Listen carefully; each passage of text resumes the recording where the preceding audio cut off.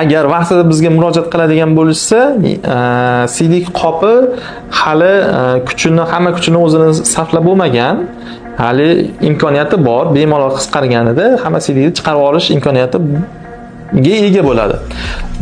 Qachonki biz siydik yo'lini, ya'ni prostata bezi adenomasi to'sib qo'ygan siydik yo'lini o'zini siydik chiqishi mumkin bo'lgan darajada ochib kattalashtirib qo'ysak, siydik qopi qisqarib, siydik qopidan tashqariga chiqarib berish funksiyasini bajara oladi.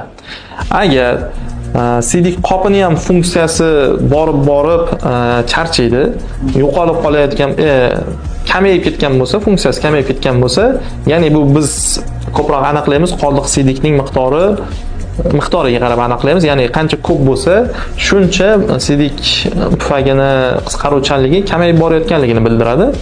Agar shuning uchun qoldiq siydikning miqdori ko'p bo'layotgan bo'lsa, unda etapli operatsiya taklif qilinadi. Ya'ni birinchi etapda qovug'ini ustidan, ya'ni kinnikning pastidan teshib, qovug'iga kateter qo'yib qo'yish, ya'ni perkutant sistomiya amaliyotini taklif qilamiz.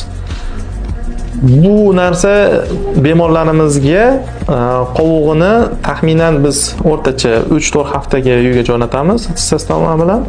Yani bu amaliyotimizdan keyin qovug'imiz bu davrda bo'sh turadi va qovuq o'zini qisqaruvchanlik funksiyasini tiklash uchun sharoit bo'ladi. Va qovuqning ichidagi shamollash, yallig'lanish jarayonlari kamayadi. Bu o'z navbatida keyingi operatsiyamiz uchun zamin bo'ladi. Ya'ni bunda ham etapli, ya'ni bosqichma-bosqich operatsiyalariga olib keladi. Va bu bilan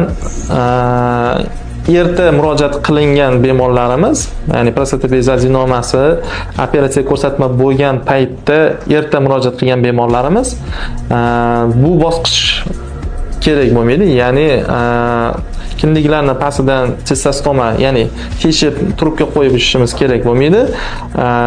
Birdaniga operatsiya qilishimiz imkoniyatiga ega bo'lamiz.